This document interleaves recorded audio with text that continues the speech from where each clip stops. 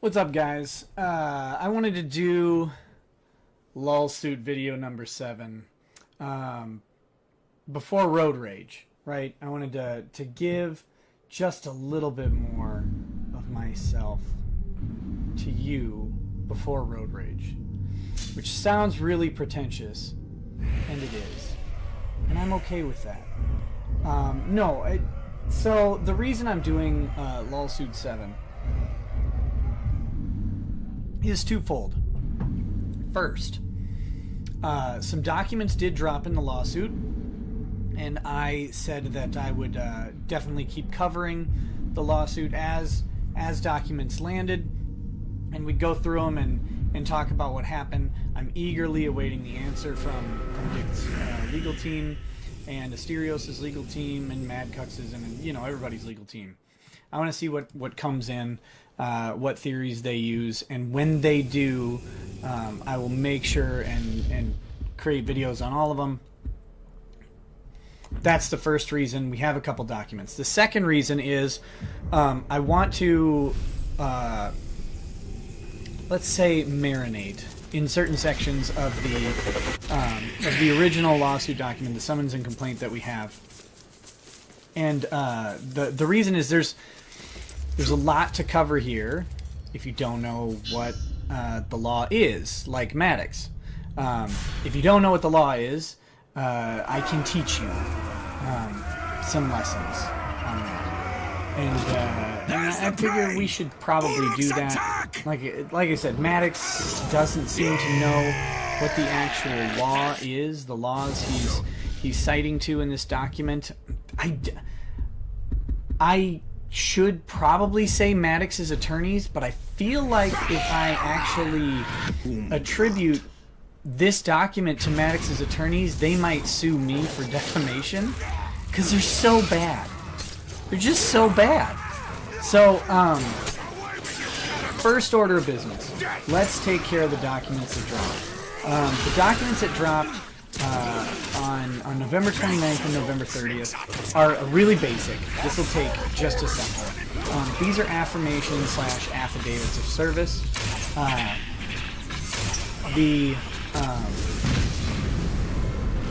They're really just kind of form documents, right? These are not things that require any sort of analysis. They're documents stating that the parties listed were served on specific dates, right? So, for example, the document dropped on the 29th of November. This is an affidavit of service stating that someone from the Landau Group or someone working on their behalf personally served the individual. So the first one is Joshua Croftman, who, if you'll remember, is the attorney for Weber Shandwick, right? So they served Joshua Croftman for Weber Shandwick. They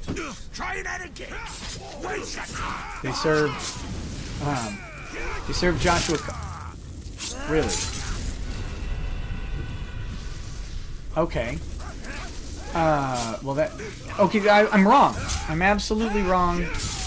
There's something interesting here, and we'll go with it. I don't know.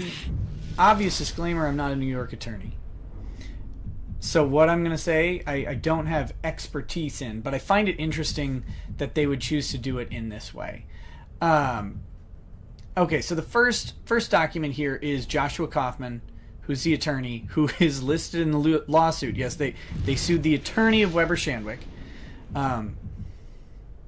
I guess, and not in his capacity as an attorney, right? Like, if you're suing a person on behalf of a corporation, that's one thing. Like, you know, I'm going to sue I'll sue Tim Cook in his capacity as CEO of Apple. If I have a cause of action against Apple, that would be up at the corporate, the top echelons of the corporate level. If I have a cause of action against Tim Cook, I serve Tim Cook and I name him in my complaint. That's what Maddox has done here. Maddox has not only sued Weber Shandwick and Asterios, but they've sued the attorney Joshua Croftman in his individual capacity, not in his capacity as an attorney. This is probably just a stupid mistake.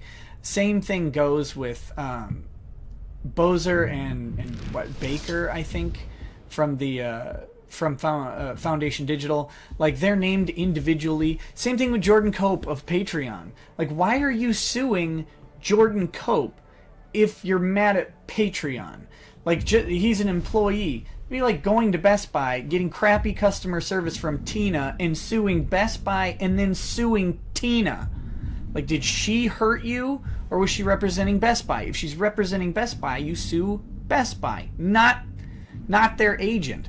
So they're suing Joshua Croftman in his individual capacity. This is just poor form, bad drafting, whatever. So that's the first one. So they individually served him. The next one is interesting, so I'm going to save that one, and then the last one is Weber Shandwick, and they served Joshua Croftman as general counsel for Weber Shandwick, and that's okay, right? He's probably you have to help. I mean, they should check on this, but he's probably authorized to accept service on behalf of Weber Shandwick in his role as general counsel. Not necessarily, but probably. But this one's interesting. So they served Asterios by giving it to Joshua Croftman. It reeks of menfolk round here. Okay. And they also mailed it to Asterios as well. I'm not sure that's effective service. Like, Joshua Croftman doesn't have, to my knowledge, maybe Maddox knows something I don't, but he doesn't have special relationship with Asterios Kokkinos. They have him listed as a suitable person by delivering thereat a true copy of each to Joshua Croftman, a person of suitable age and discretion. Like, again, does Joshua Croftman know Asterios? Does he have interactions with Asterios? Are they in the same building? Do they have a work schedule that coincides? Typically, and again, I'm not an attorney in New York, this might be perfectly acceptable. But if I'm serving someone in my capacity, I'm not serving a similar an adult at this person's workplace. I wouldn't even serve the person's boss at the workplace because they don't have a significant enough relationship to merit service, in my humble opinion. When I think suitable person for service, I think like a spouse who lives in the home with them, or maybe another adult who lives in the home with them. But like serving a person at their work that doesn't have a direct supervisory attachment even, that's a little bit of a stretch. So service may be improper here, and this just, to me, is it just shows like the repeated carelessness. The person serving process was Raymond Hollingsworth. He's probably just a process server in New York, or maybe an employee of the Landau Group or something. Who knows? Doesn't matter. Pay him the extra $20 to give it to Asterios directly. Like, what are you doing? Why would you do it in this way? This is one of those things that could potentially raise problems for you down the road, and you're cutting a weird corner here. But like I said, all in all, it's probably fine. It's just a weird choice. Like, if you're at the building, just find out where Asterios is and go give it to him. Anyway, so that's what's done here. The service to most of the parties. There are a couple parties still missing. Presumably they have not been served yet. Who knows? Maybe the documents just haven't been filed. We'll keep watching it and see what happens. Moving on. Moving on from that and into the fun stuff. For me, anyway. I'm going to go through the causes of action, explain the alleged infraction in legal terms using references which are notably absent from the complaint in describing what they are. And I'll try and walk you guys through these alleged infractions so that you can understand the legal basis behind it, and that might be interesting. And then we'll see if the legal basis matches up with what's going on. And I'm going to try and do a video on each of these. It'll take a little time to go through some of them. So I'm going to start actually with a shorter one because I don't want to do an eternal video yet right before Road Rage. So I'm going to... Road Rage is a live show, by the way, that's coming up. If you're not caught up on Dick's podcast, Dick is doing a live show. And a lot of fans are going to be there, and some will be traveling, so I thought I would do this video so they might have something to listen to. But it's already late. So shouldn't see me. Shouldn't hear me. It was a clean kill. And none of it is going to go to waste. What's your name, Ranger? Italian. What warrior? A lieutenant? No, actually, I was a captain. Oh, my mistake. We have a captain in our midst. Well, better look sharp, eh? Captain's coming. Better sharpen the swords, eh? And make sure our boots are nice and shiny. Oh, so tell me, Captain, have you ever hunted a grouse? That Graug has what you promised me. Aye. Not just any grouse. The largest one I ever came across.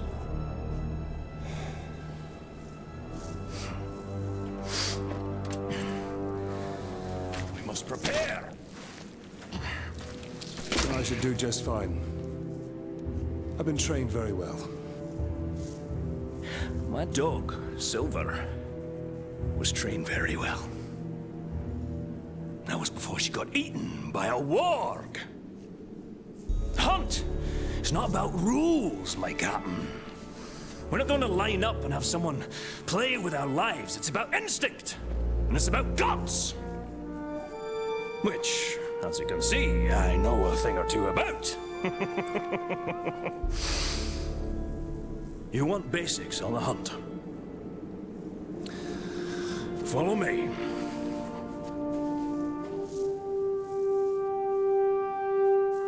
The hunt is its own beast, one you must learn to tame.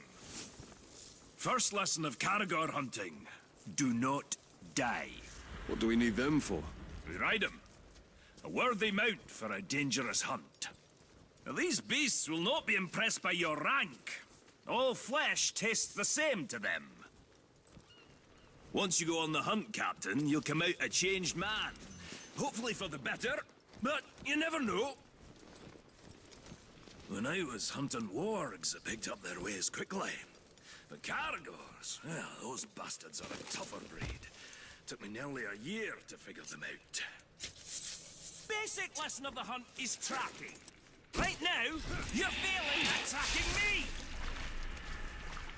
When I was hunting wargs, I picked up their ways quickly.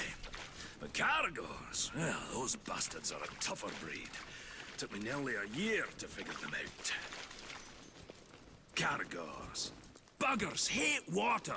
I once tried to ride one through a river, and she hightailed it up a cliffside with me on its back. Amazing what they'll do to avoid a good cleaning, eh?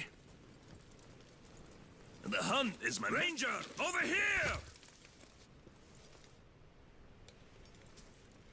The hunt is my mistress. Beautiful, thrilling, infectious. And she doesn't nag, like my wife. Oh, you haven't lived until you've been on the... That one over there looks quite aggressive. Don't even try creeping up on the Caragor. It'll catch your scent a mile away. What do you propose, then? When you hop in and introduce yourself, ask it for a ride. When a Caragor... charges, you have two options. Knock the bastard down, or eat dirt. Hold! What now? Hop on and take it for a ride! Hold tight! Become one with the beast!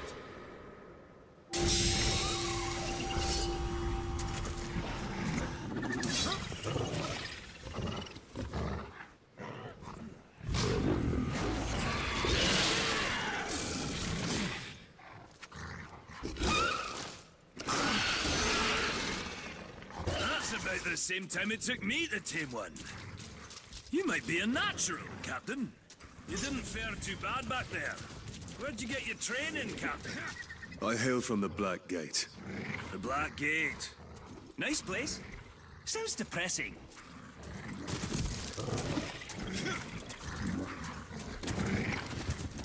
Let's find some Uruks.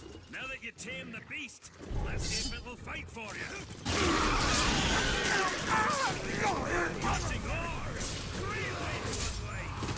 But I can take down more than you, Ranger. Look him over. Caragors will take care of the rest.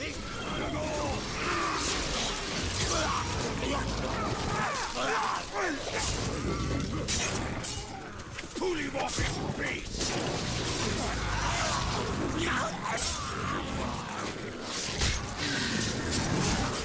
Seems I lost track. Lucky you. He'll have far to fall!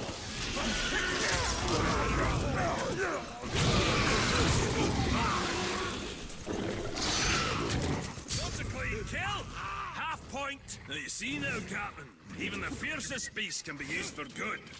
You've been hunting in Nurnin for long, dwarf? For years and years. Land used to be more lush. Now a doom slowly sweeps over it. Like much of Mordor. Yes. Though the doom does add a spice to the hunt. Sure, he can ride a Caragor, but can you shoot from one? Fight. You take him up high. Leave the ground dogs to me. The world was young, the mountains green. No stain on the moon was seen. No words were laid on streams of stone. When Jur and Woken walked alone. In the streams and dells, he drank from yet untasted wells. He stood and looked at Miromir and saw a crown of stars appear. Dim, da, da, dim, dim, above the shadows of his head. Swing it one!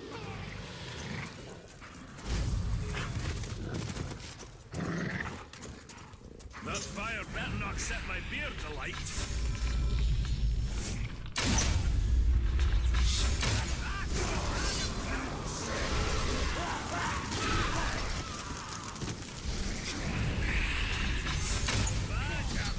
You got the basics down. Now let's take on a fresh batch. We'll find another camp. Put you to a final test. Fight him however you like. Oh, running short on lessons? Running long on lip. You'll need to think on your feet. When we face, keep up, will ya? Unless you're getting cold feet. Running long on lip. You'll need to think on your feet. When we face the Grog, can't always look to me for help. The hunt is about discipline. Training yourself to see the perfect moment, rather than being told. I once tracked a grey eagle back to her nest. I decided to let...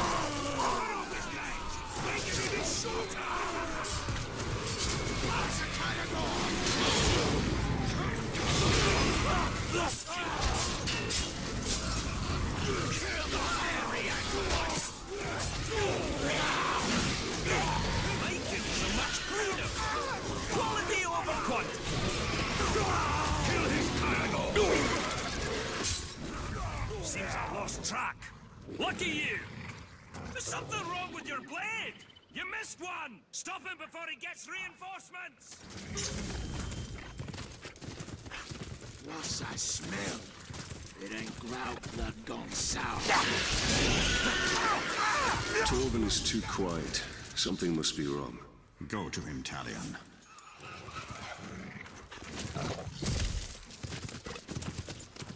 Perhaps we should track the hunter.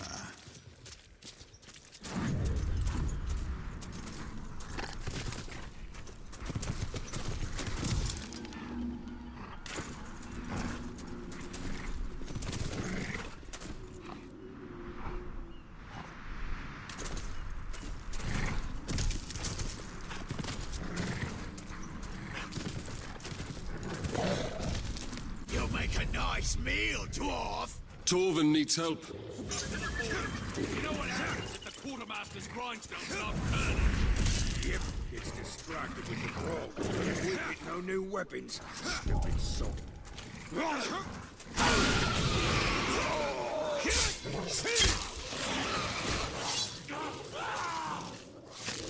That's the thrill of the hunt. Just so you know, I had him. What does riding Caragors have to do with killing Graugs? All these questions, Captain. Well, you were supposed to follow orders. You are testing my patience, Torvin. Pay attention. Learn to respect the beast. You're gonna need size and strength to fight the mighty Graug. Remember, on the hunt, respect is earned. Well, who knows? He'll even call you sir, eh? Yeah!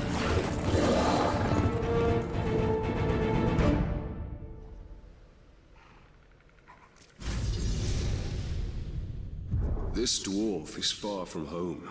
Not all those who wander are lost.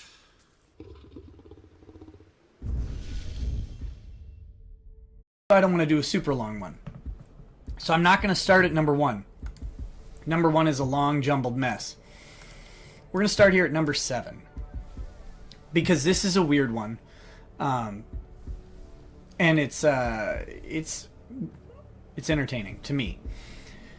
The 7th cause of action is conversion, and the named defendants are Herrera, Kokonos, Burt, and Foundation Digital. Alright. So this starts off at paragraph 171. Where the plaintiffs repeat, replete, and incorporate by reference each and every allegation of paragraphs 1 through 170 of this complaint as set forth in full herein. Great, great. Here's where the allegation starts. Defendants converted a variety of documents and virtual information of plaintiffs. I'm not going to complain about these apostrophes. Including but not limited to computerized lists of plaintiff Uzunian's fans, sponsors, and business associates, and information and documents related to plaintiff's business and websites and other social media accounts maintained by each plaintiff for their respective careers, and private information including phone numbers, addresses, account information, and passwords which were created and maintained by plaintiffs.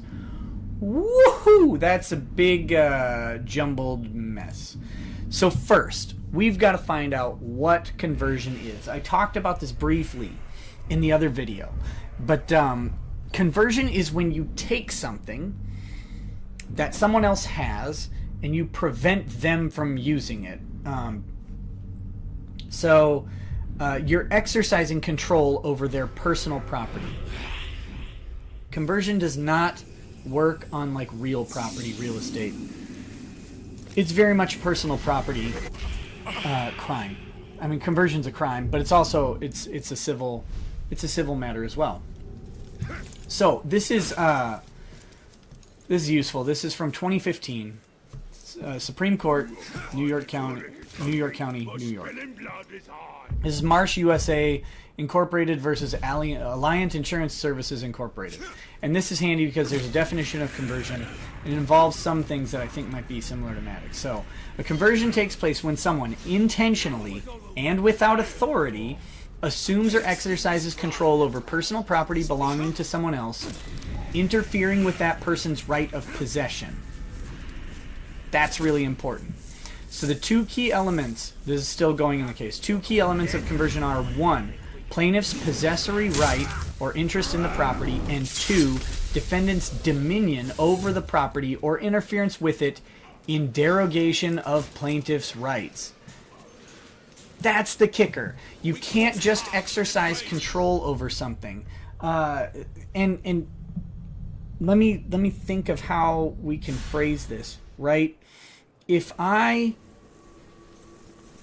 come into your house, right, and you've got a book that I really want, and I have this miraculous unlimited time, and you have a copy machine, and I photocopy every single page of that book, and then I leave you the book, and I run away, you have a possessory right or interest in the book. That's the property.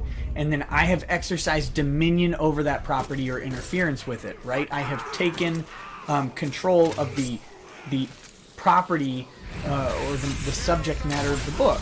Like I've taken it. I've made copies with it. I've handled the book physically. I've taken it into my possession for a long enough time to make copies. But if I leave the book and leave, I haven't done it in derogation of your rights, because when you get home, you grab the book and you read the book, and I have not stopped you from doing that. That's not conversion. That's not conversion. Conversion is me preventing access to you. If I take your car and drive away with it and bring it back to you, like, I haven't stolen your car, because it's not gone, right? But I'm exercising control of it to the point where you're not able to. A better thing would be, like, if I attached a boot to your car and prevented you from driving it. I've exercised control over your car and prevented you from having any control over your car. You can't drive it around. If I remove if I steal all the bolts from your bike, Maddox, because I know cars are difficult for you. So if I take all the bolts out of your bike and it's just a heap of parts on the ground, but I leave you all the heap of parts, that's conversion, because you can't use your stupid bike in your stupid bike lane. Yeah. So that's what conversion is. So Maddox is alleging that they converted a variety of documents and virtual information. This is a big claim, right? Because they're stating that Dick, Stereos, Tab, and Foundation Digital took documents and virtual information and somehow prevented Maddox from using or accessing that information. We'll see. Including but not limited to computerized lists of plaintiff Uzunian's fans. Okay, here's another element. Like, the plaintiff has to have a possessory interest in the fan. So or possessory interest in the property. So if Maddox has to possess or own that list of fans, that has to be his possession. If we try and link this back to the facts, right?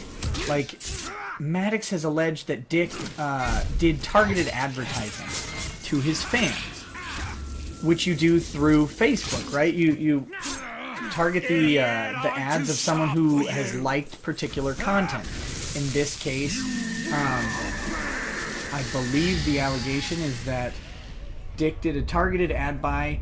Let's see. September 5th, defendant Herrera bought a targeted advertisement on Facebook, targeting plaintiffs and their fans directly, suggesting that plaintiffs' followers should unsubscribe from his podcast. And so, yes, one reason you're seeing this ad is that Dick Masterson wants to reach people interested in Maddox. Writer. You have right based on activities such as liking pages or clicking on ads. Okay, so if your allegation, like if you don't reference your own facts, which is frustrating enough, by the way, when you have your facts section and then you have your cause of action section, you know what helps in your cause of action section? Reminding the court and anyone else reading the actual elements of the cause of action. Now, you may not have done this because you're deficient in your elements, but the trick is you lay out the elements of the cause of action and you either cite like a statute or a court decision that lays it out if it's common law, and then you match the facts that you listed earlier to your frickin' cause of action. So here, you should have listed out what a conversion is, what the two-part test is under New York law, judged by New York courts. Like, this is a simple thing. And then you say that they converted a variety of documents. That's a legal conclusion. You have to show how it happens, right? We've covered this. So, how do you convert a computerized list of Plaintiff Uzunian's fans? You have to say where that list came from, because right now the only list we know of is your stupid targeted ad thing in section 30, in paragraph 39, which you could have referenced. See paragraph 39. That's all you had to do. If that's what you mean. I don't know if that's what you mean, because if that's what you mean, then you don't have a possessory interest in that list. Facebook has a possessory interest in that list alongside of you.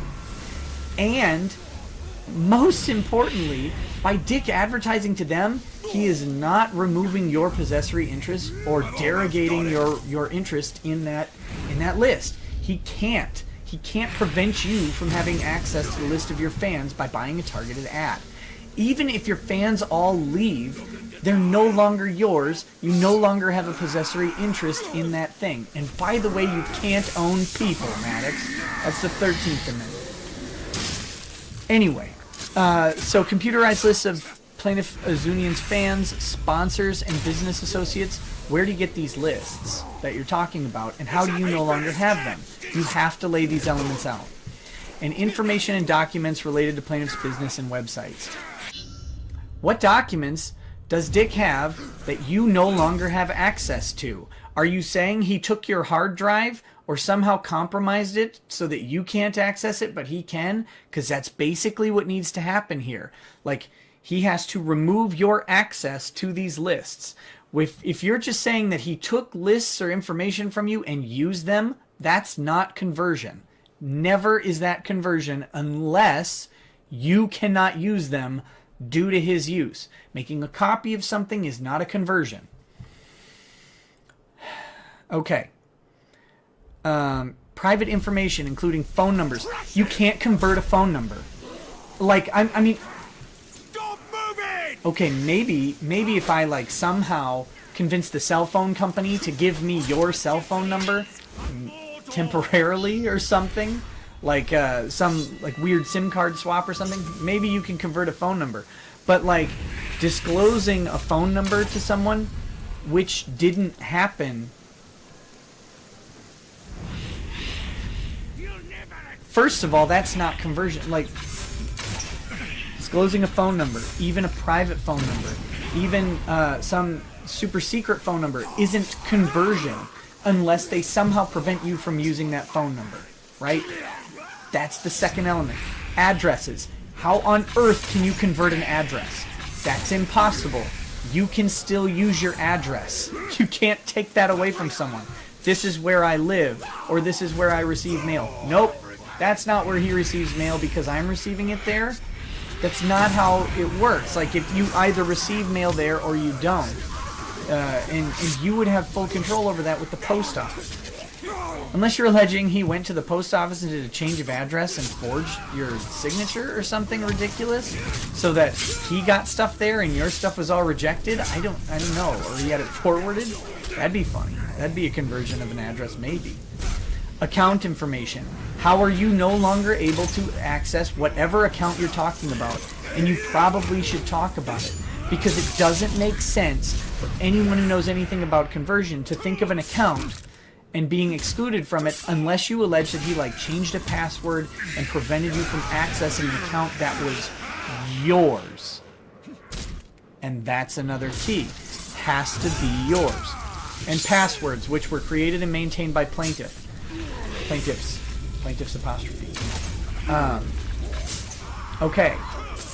How did he convert the password?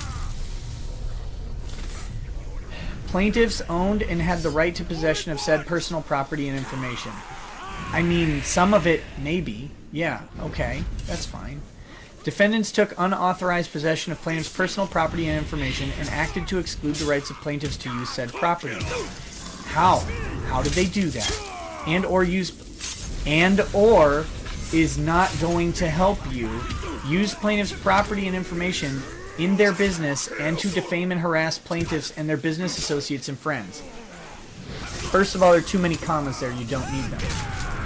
Second of all, defamation and harassment are not elements of conversion. Ever. Ever. You can defame someone using private information and not convert that information because the person... Actually, no, you can't. You can't defame someone with information because if it's information that they've taken from you, then it's true. So if they use that information, it's not defamation. So you can't defame someone with information that they've taken from you, I guess. They may be committing copyright infringement. They may be harassment. Maybe. But again, that's not your cause of action here. Your cause of action is conversion. So you have to talk about how they exclude the rights of you to use said property. What property are you referring to, Maddox?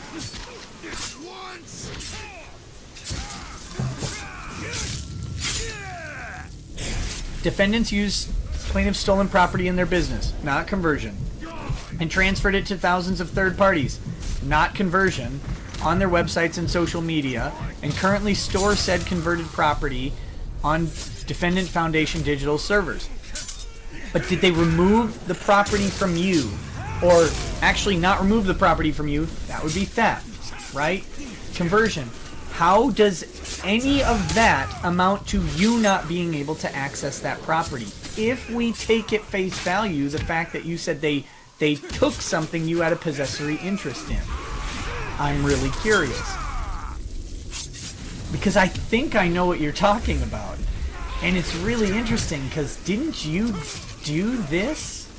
Like, didn't you actually do this thing first? So there's two options here, Maddox. Like maybe you converted something, right? Or I don't even know what the second option is. I don't see why you wouldn't list factually what you're alluding to. The judge doesn't know. The judge's clerk doesn't know. And again, if he does, you're screwed, because if they know what happened, you're toast, pal. Defendants... Okay. Likewise, defendants encouraged and incited their fans and followers to locate and access private information. This isn't an element of conversion. And documents of plaintiffs to use in their harassment campaigns, whereby they awarded their fans for bringing such private information and documents of so they could use in their shows and other social media sites. Okay. That has nothing to do with conversion. Not a thing. Not a thing at all. To do conversion, you have to take property that you have a possessory interest in. Oh, I want to go back to that lawsuit because here we go. Here we go.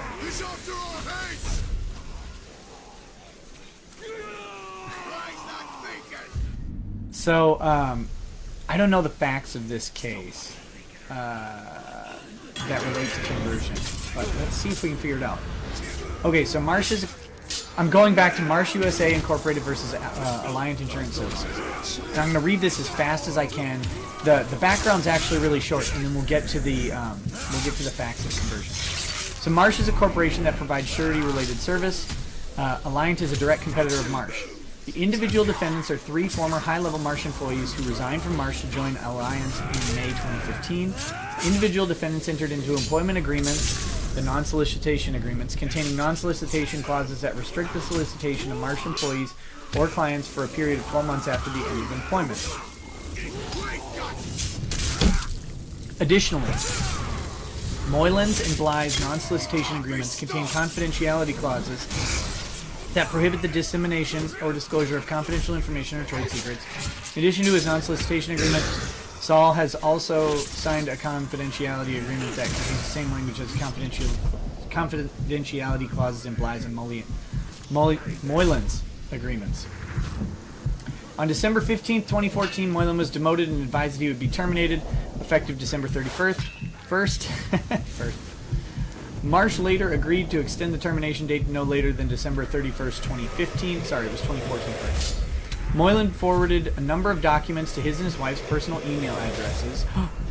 He took emails, right? Both before and after December 15th, including 1, 2 Excel spreadsheets identifying revenue and client names, right? This is going perfect.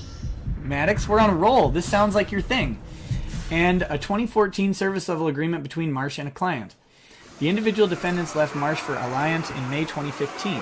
On May 13th, 2015, Saul resigned from Marsh and began working for Alliant. On May 28th, 2015, Moylan resigned from Marsh and began working for Alliant on the same day. On May 29th, 2015, Bly resigned and began to work for Alliant. Moylan corresponded with Marsh clients on May 29th to announce his employment with Alliant as Managing Director of International Surety and relay his new contact information. Subsequently, several clients followed Moylan and Marsh to Alliant.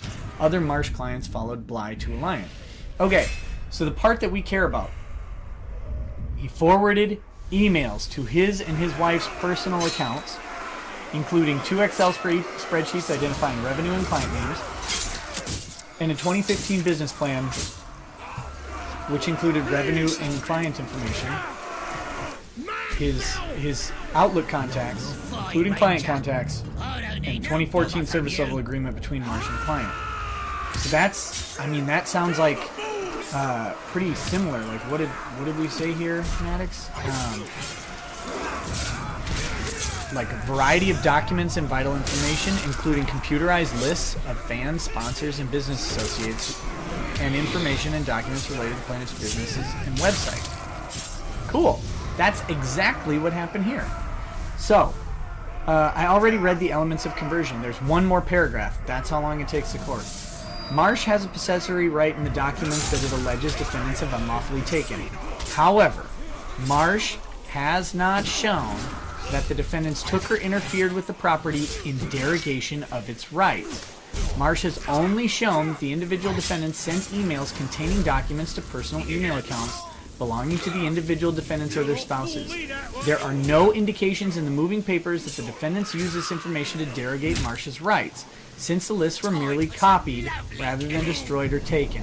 Therefore, Marsh has not shown that it is likely to succeed on the merits of its claim for conversion. Who does that sound like? Get used to that phrase, Maddox. Not likely to succeed. Not just in the lawsuit, buddy, but I digress. Taking unauthorized possession of property that is electronic means they have to remove your access to it for conversion to be a thing. And if you remove the access to the property, like you're probably not converting, you're probably stealing at that point.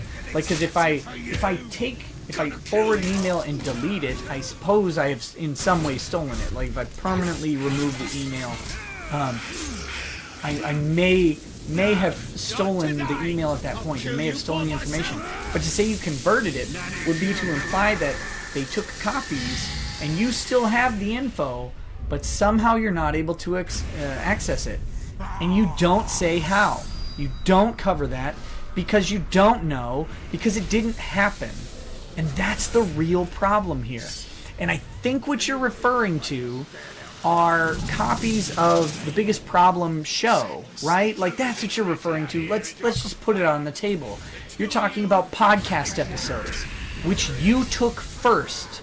If you don't remember, you converted the RSS feed. So you took them. And now you're saying that, I think, I'm inferring here, you're saying that Dick took those episodes and somehow barred your access to them. But don't you still have them listed and hosted? I mean, if you do, that'd be funny, right?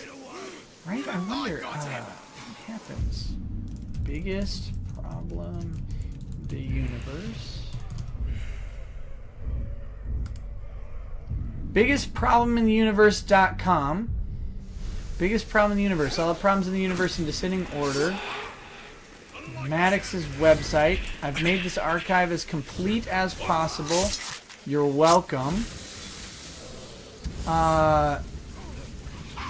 You say the show had 105 episodes. Listed are episodes 1 in ascending order all the way to episode 107. You have all of the problems ranked with their votes. Let's say, what happens when I click on an episode? There you go. There's a SoundCloud link.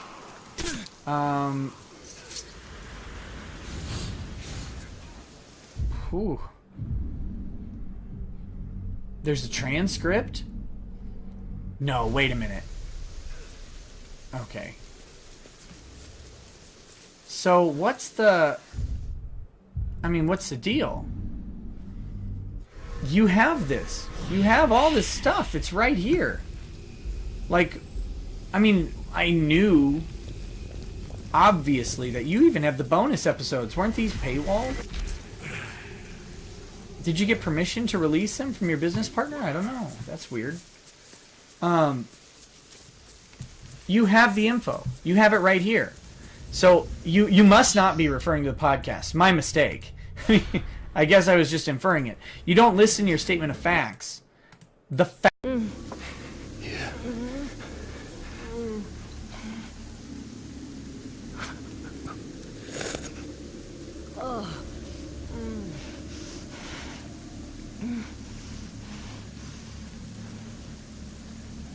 Thank you.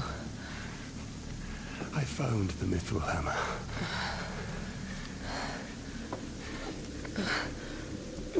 Can your flames show me why my soul was denied death?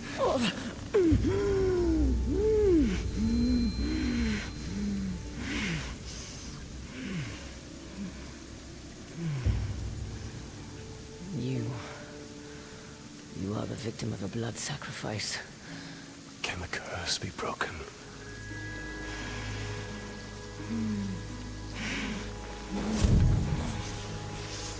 Destroy the Black Hand and his followers and claim Mordor.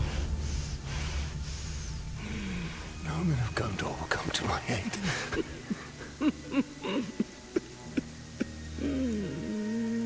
You don't need them.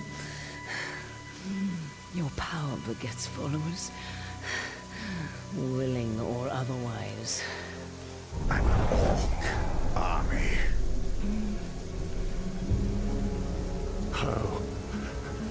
How do I do this? Your answers are in the fortress nearby, but what you seek may not be there for much longer.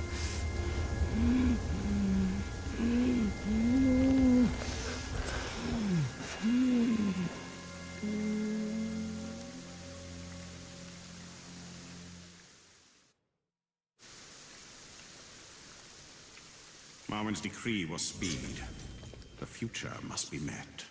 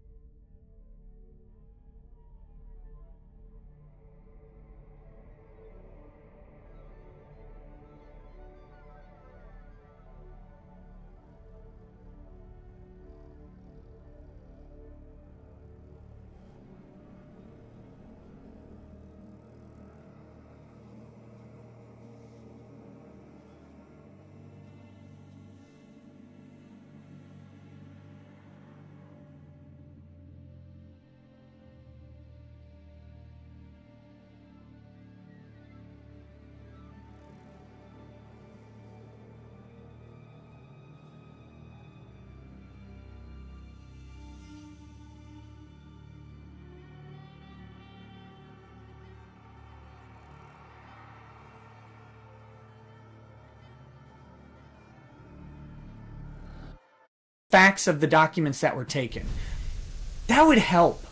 That would help a lot. Like if you said, here's a list of documents that were taken.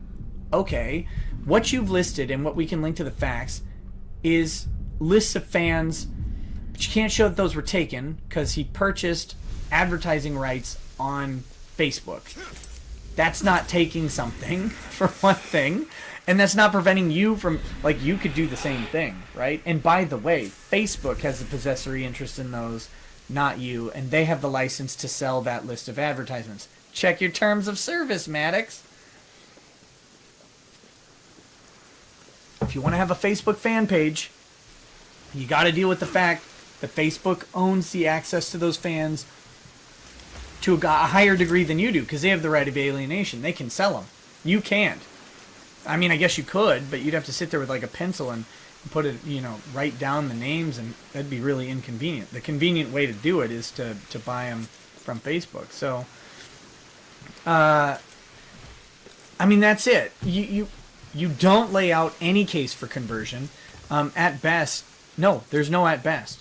You allege other crimes in your conversion section, harassment, incitement. You kind of allege theft by incompetence. I mean, you're not trying to, but that's what you have to mean. So, yeah, and you don't list any facts. So that's conversion. Does Maddox succeed on conversion? Let me see. I'm going to check my magical court 8-ball. Maddox has not shown that he is likely to succeed on the merits of his claim for conversion. Not at all, you dummy. You can't just say things in a lawsuit. That was your fact section. Your fact section was your chance to say things, to say what happened. These things happened. This thing was taken. That thing was removed. This person was harassed by this other person. Here's how they did it. That's your fact section. Once you get to a cause of action section, you need to lay out the law and you need to relate it to the facts. And if you don't do that, you fail. And you fail badly. And this kind of lack of care and preparation, lack of astute business decisions is probably why you failed at keeping the biggest problem afloat, why you failed at attracting your fans from biggest problem. People who liked you. You failed to get them to follow you to Best Debate because you made poor decisions over and over. And the biggest one is probably that failure of a podcast network that still only has 2 shows on it. After, what, 2 years you haven't found another podcast to put on it? What's wrong with you? What network, why bother having a network if you're not going to have shows? Oh my goodness. Sorry. I gotta stop. From my heart. That's all I got for you guys tonight. 7th cause of action is deficient. When Road Rage is passed, and I have some time next week, assuming no hot documents drop, I'm going to start going through these, and we're going to start with the big one. We're going to start with number 1. It'll be a long video. I apologize. It's not my fault that some dummy decided to write like 15 pages of nonsense. That would be Maddox's fault. But stay tuned, and thanks for watching.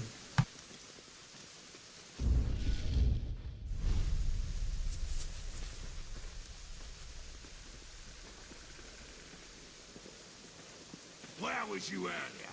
Out hunting? Nah, I was guarding slaves at the dig.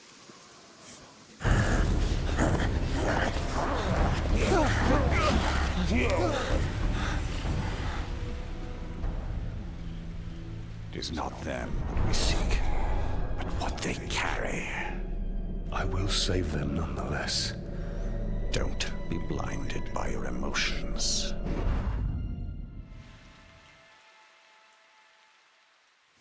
The Queen told us our answers to building an Orc army lie within this fortress. If we brand those archers, we can build our army and save these men at the same time.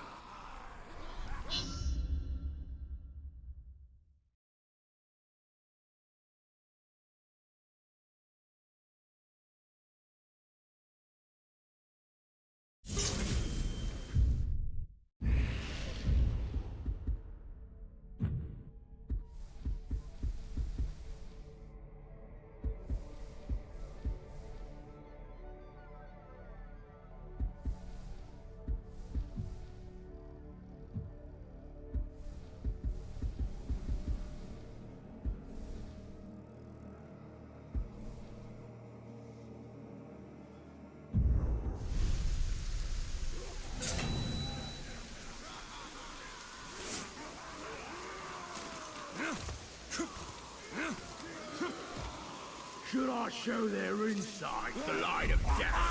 Your will is mine. It is yours. Kill me, but darkness shall never rule Middle-earth.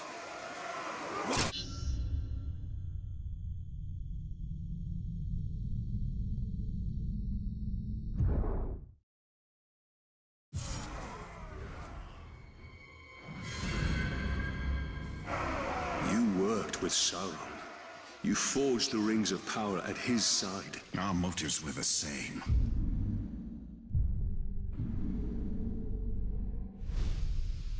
To heal a land wounded by war. My weakness was to be seduced by evil that seemed fair. He is the master of lies.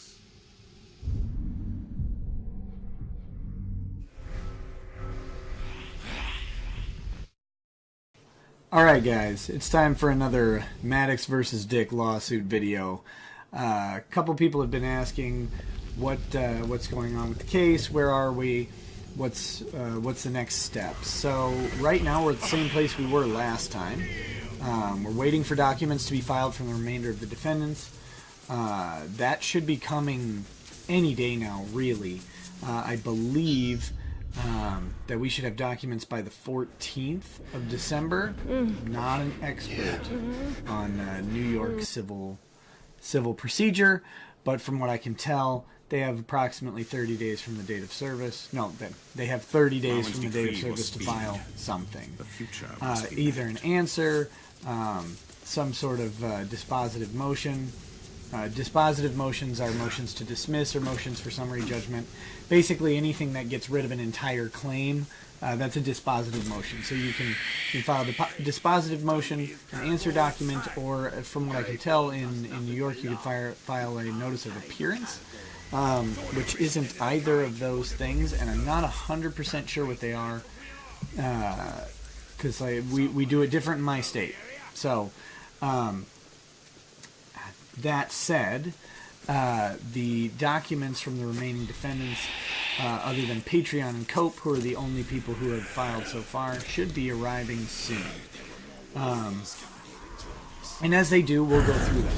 But for now, as I said in the previous video, we're going to go through the causes of action one at a time, maybe two at a time, depending on how short they are. But this one's going to just be one. We're going straight for the first cause of action. Invasion of privacy and for injunctive relief pursuant to Civil Rights Law 50 and 51. So this, if you're following along in the document, starts between paragraph 116 and 117. As for just briefly going back to what happens next as far as the lawsuit's concerned, yes, the defense team will file their answers and motions, and then it will be up to the judge to determine that.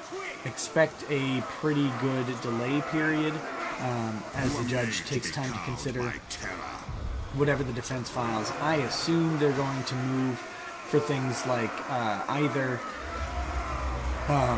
dismissal for lack of jurisdiction, dismissal for failure to state a claim, or motion for summary judgment. All of those things, from what I can tell, favor the defense pretty heavily for most of them. Mainly because, as we're going to go through here, there's just not any evidence. And I know I've said this 100 times, and YouTuber Law has said it, and he's doing a great job being more neutral than I am to the situation. He's putting out some solid content. You guys should check him out. But I've said it a bunch before. Mine is the sight that will pierce your mortal will. There just isn't anything there. There just isn't. But let's go through and see what nothing looks like.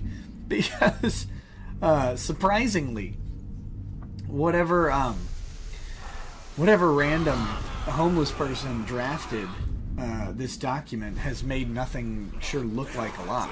So let's go through that and see what happens. So we're on paragraph 117 here. Plaintiffs replead and incorporate by reference every allegation, blah, blah, blah. So, well, let me take a pause from this. Talk about Civil Rights Law Section 50 and 51.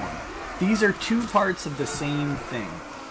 50 is a statement of the actual cause of action, and then 51 is a statement of the relief that's involved and what the cause of action looks like. So Section 50 is the right of privacy, and I'll read this one. 51's longer, so I won't. I'll summarize it. But Section 50 of the New York McKinney Civil Rights Law is a person, firm, or corporation that uses for advertising purpose purposes, or for the purposes of trade, the name, portrait, or picture of any living person without having first obtained the written consent of such person, or if a minor of his or her parent or guardian, is guilty of a misdemeanor. And apparently New York is a gender binary state, and they are hateful and should be stricken from the map. Whatever. Section 51 is different. It just describes the actions and remedies that are available. If someone brings this, they can get injunctive relief, they can get damages, they can get attorney's fees. All that's in Section 51. It doesn't give us any additional insight on the actual cause of action under Section 50, what a right of privacy is, or anything like that.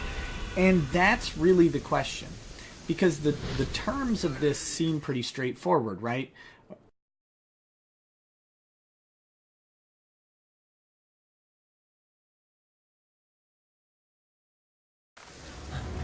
The Lady of the Shore send you to our aid. The Queen warned us to wait until the end of the battle. Then the orcs spotted us. I told you! Her visions always come to pass. Yes, but I told you not to. Do you have something for me? Queen Marwen sent us to find this.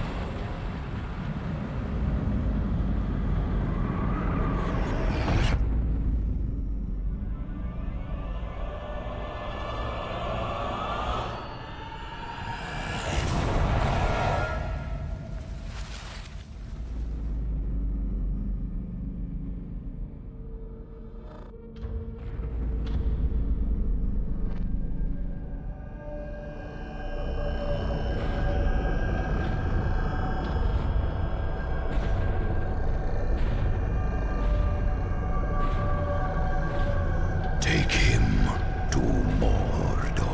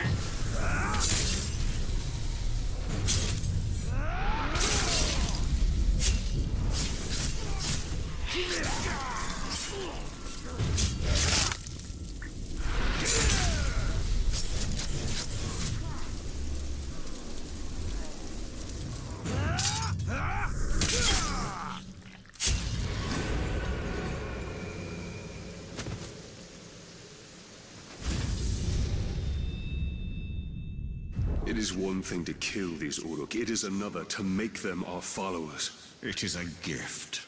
We can use the weapon of the enemy against him.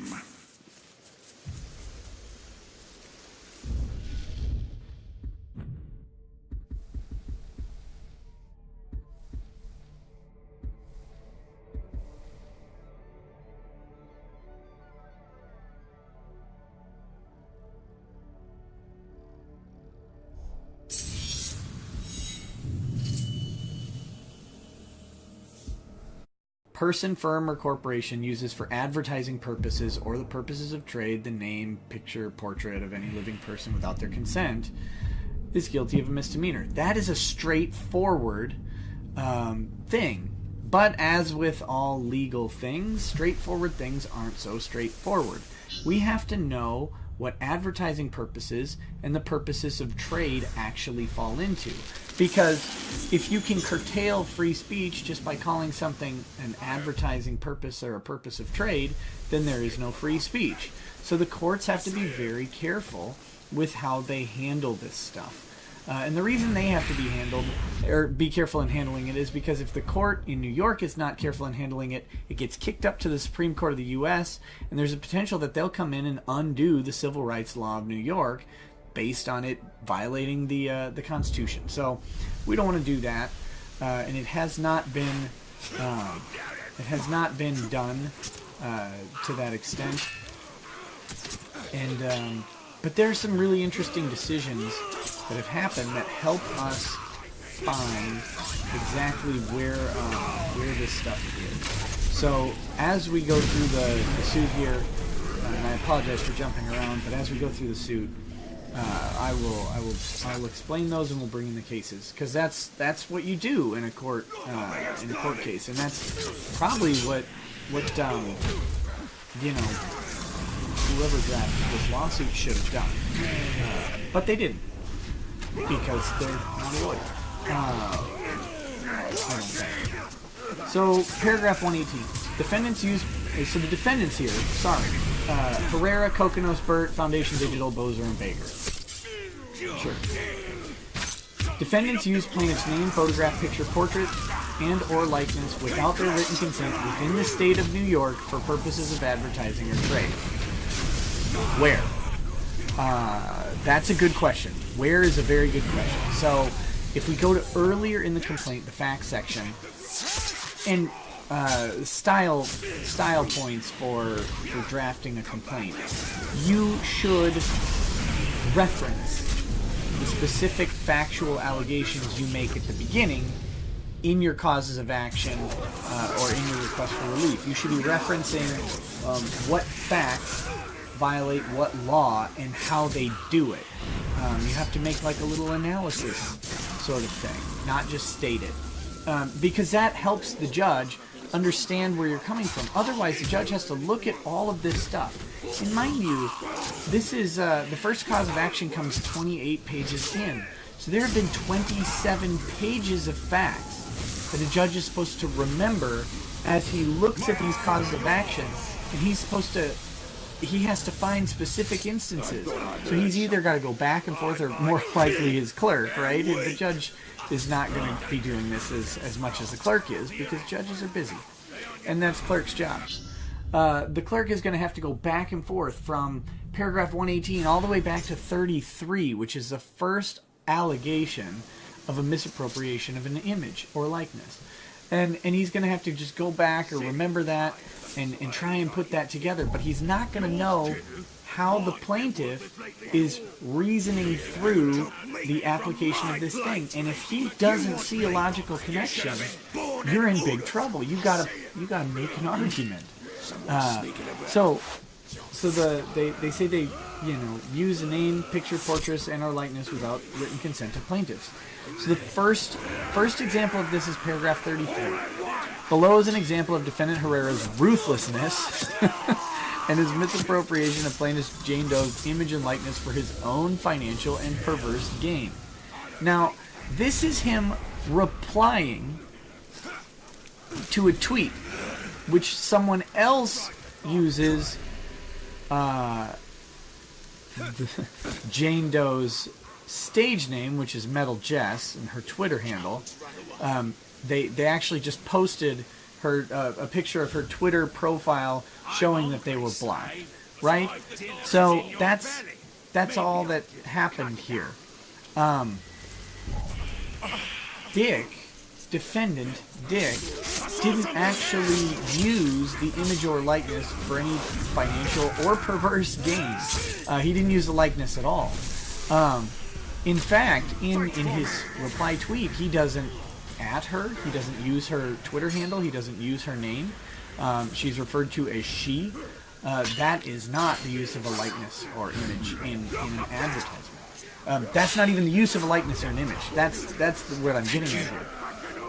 So then we go through further, and then the next allegation we have is paragraph 37.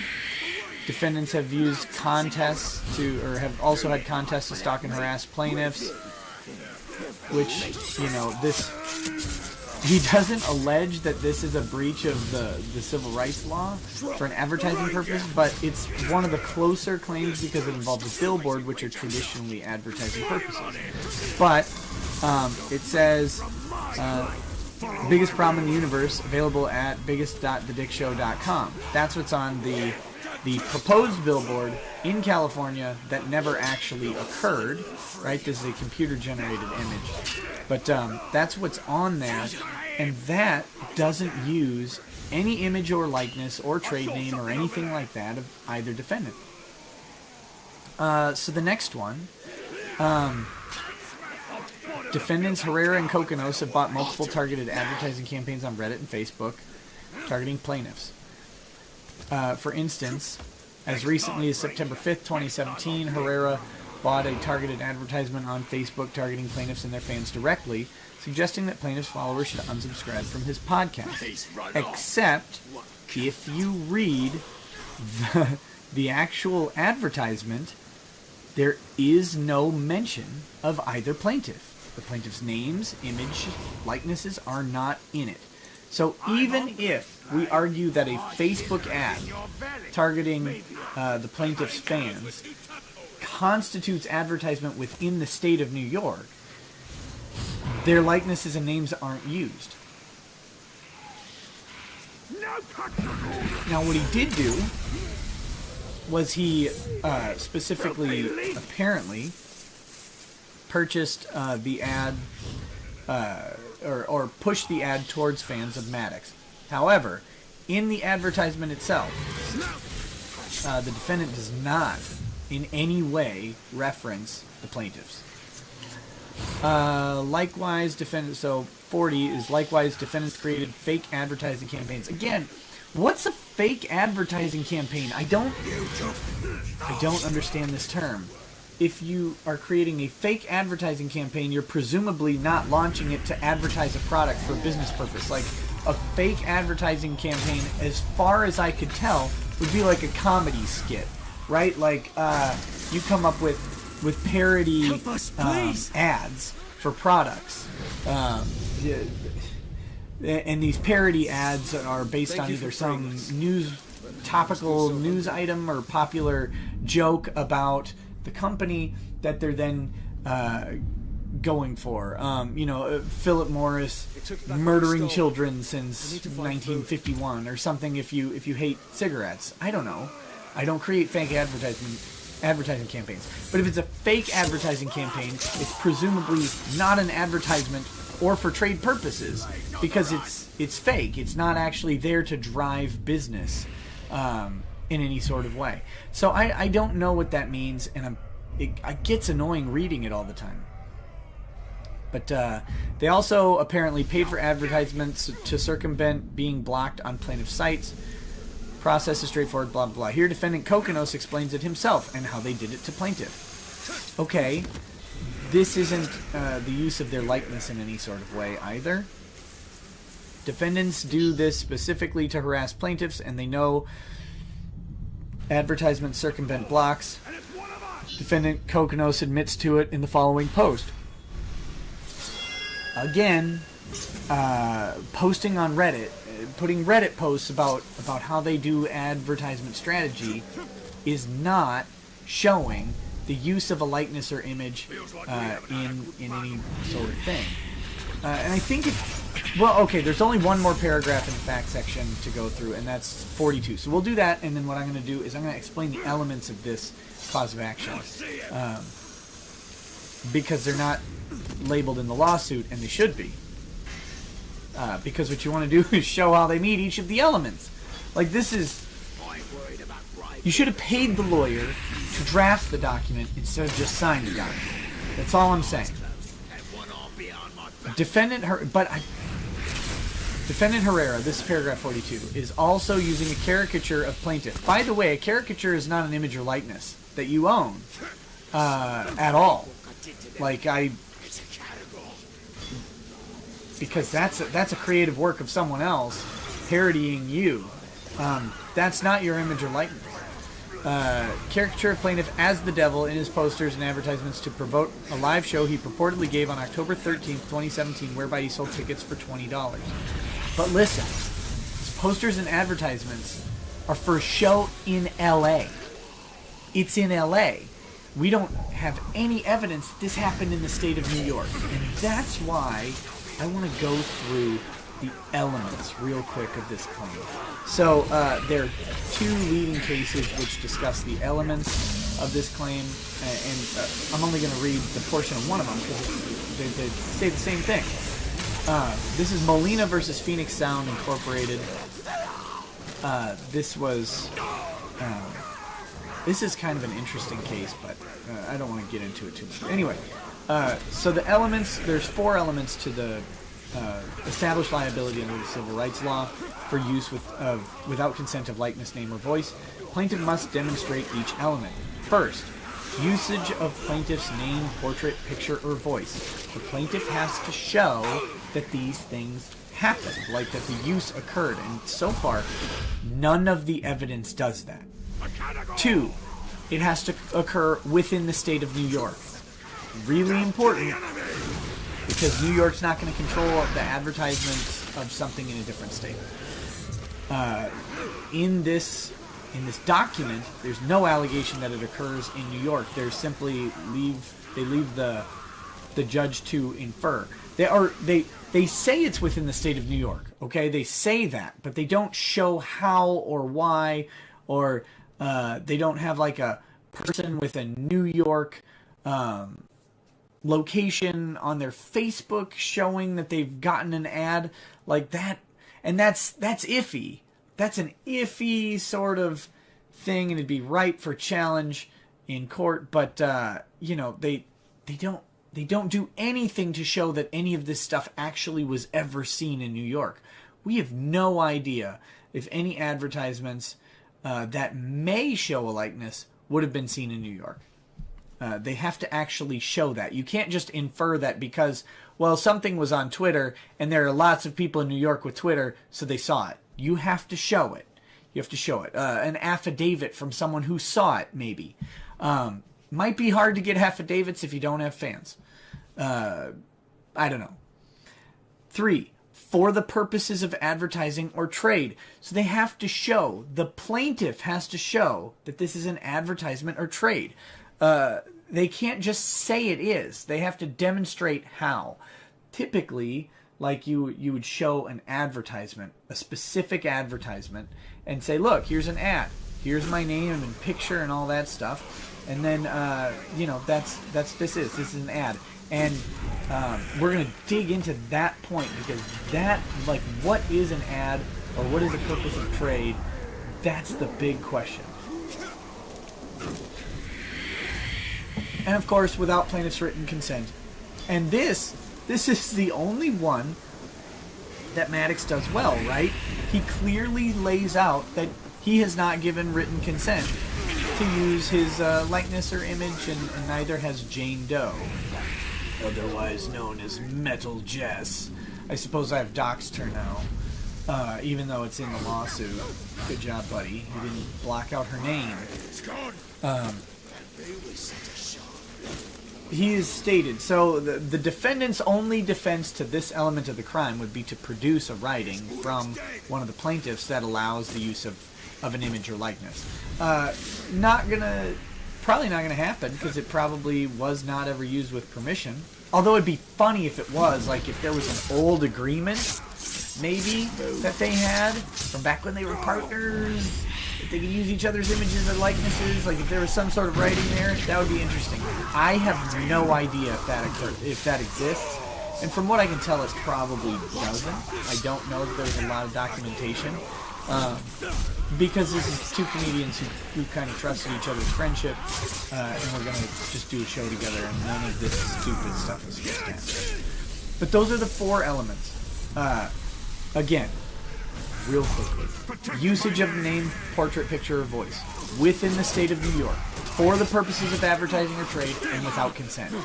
You have to show all 4 or you don't have a case. Period. So,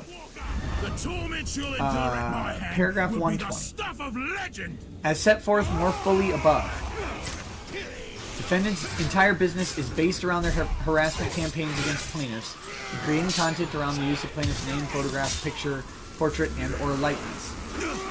1, you haven't demonstrated that. You've alleged that. And 2, you haven't shown any evidence of how this occurs. Plus, creating content around usage of this stuff is not creating an advertisement and is not for the purposes of trade. We're going to get to that in just a minute. Bear with me. To solicit patronage by their fans, defendant's most lucrative use of plaintiff's name, photograph, picture, portrait, and or likeness appears to be through defendant's podcast. Appears to be cite the podcast episode in which it occurs. Except if it's inside an episode, it becomes harder and harder to define as an advertisement. So cite an ad that does that. On Patreon, wherein defendants solicit fees from their patrons or fans to access their podcast. But do they solicit on Patreon? Because now you're asserting that it's done on Patreon. On the Patreon page for non-patrons, and I'm guessing you could check this out pretty easily. Do they solicit using your likeness? I have no idea. Maybe we should go with it. This could be bad. This could be bad for Dick Masterson. Take him down with my neutrality. So Dick Masterson is creating the Dick Show. So on front page, we've got the pledges. Now, I'm not going to read all this because that would be really boring, but I'm going to skim it and see if anywhere there's a mention of the plaintiff. Nope. Okay. So that's on the post section. Let's go to the overview. Let me read Dick's message to this is Dick's message to the fans. This is according to Patreon. When you open a Patreon, they tell you to fill out this section, and this is your enticement for fans to support you. So this is the closest thing I can construe as an advertisement on Patreon. I'm going to read it word for word.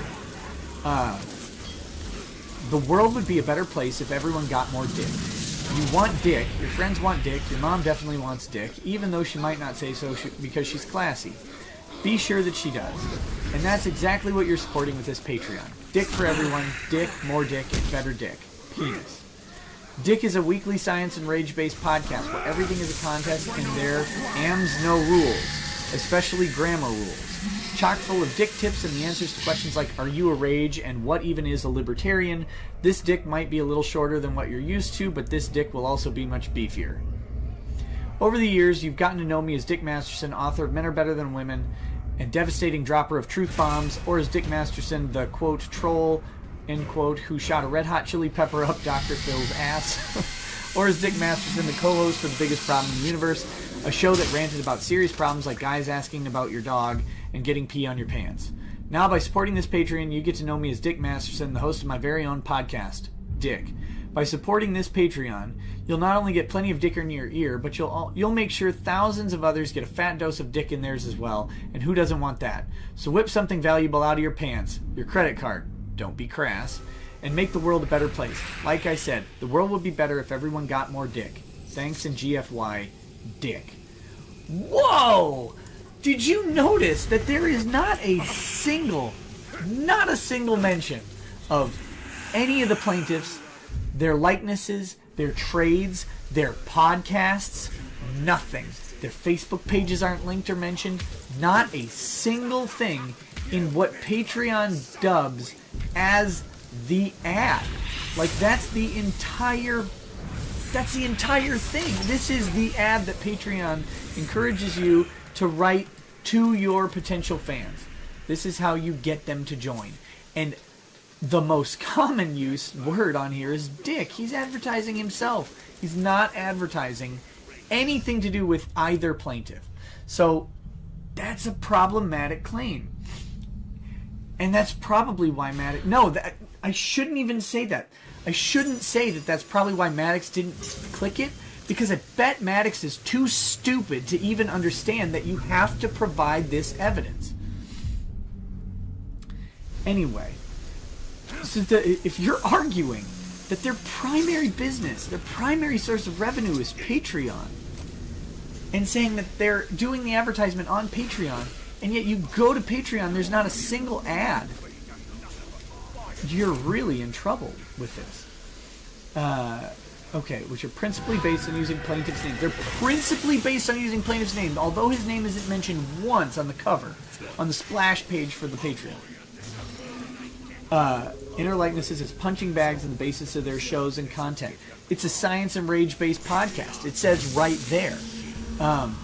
There's actually no advertisement. If there's a person unfamiliar with the situation who comes to this page and looks at it, they will say, oh, okay, I'm going to learn about this guy, Dick Masterson. I saw his book on the shelf. I saw him on Dr. Phil. He was kind of crude but hilarious. Let's see what this is all about. That's what's on the Patreon. Maddox isn't on there at all. Neither is Metal Jess. Jane Doe. I'm assuming Jane Doe is Metal Jess, and not some mystery woman. Let's see. Likewise, Defendant Kokonos' podcast... Oh, so this is just their Patreon amounts, which don't matter. 121. In addition, defendants specifically... comma. In addition, comma, defendants, comma, specifically, comma, use plaintiff's name, comma, photographs, comma, pictures, comma, portraits, comma, and or likeness in advertising and selling albums on iTunes, Google Play, and Amazon. T-shirts on their websites, books, and have created YouTube stations, websites, social media campaigns, and other content, and advertising campaigns around the destructive and perverted use of plaintiffs' names. Where's a picture of a T-shirt? I've never seen a T-shirt with your name on it. Let's see. Let's go to the store. Shop. On the Dick Show. Dick. Everything is a contest with Dick. Escape from Hollywood with Dick. Dick. Hot Goss. Dick. Hot Goss. You want it, you need it, you love it. Dick Show. That is America's Wingman and TDS hoodie and the $20 Million Man sticker. If you'll notice, if you go look on the shop page, thedickshow.com. Don't go to dickshow.com. Don't do that yourself. If you go to thedickshow.com and you look up the shirts, the stickers, the pod, everything, plaintiffs aren't on any of this art. None of it. So that's a problem, right? You can't just state that things are there that aren't there. That's lying. You're lying under oath. This is an affidavit. Further, defendants have gone on tour, okay, in New York. I think they did a New York live show. Why don't you have the New York live show? Creative flyers and other appalling caricatures and advertisements based on using... Then show them. You haven't shown them. As demonstrated above, defendants use plaintiff's name, inner likeness in numerous ways to advertise, to solicit. You haven't demonstrated this. And promote their business to tens of thousands of listeners, fans, and consumers on a variety of formats and popular digital platforms. Yeah, you list all this stuff, but you don't actually show where any of this stuff is in violation. And you had the opportunity. Defendants publish and republish plaintiff's name, photograph, and or likeness on multiple formats, including their own promotion and advertisements. Where? And I'm not going to do the work for you. There's, 83 episodes, I think, now? 80 episodes? I don't even know. How many episodes are there?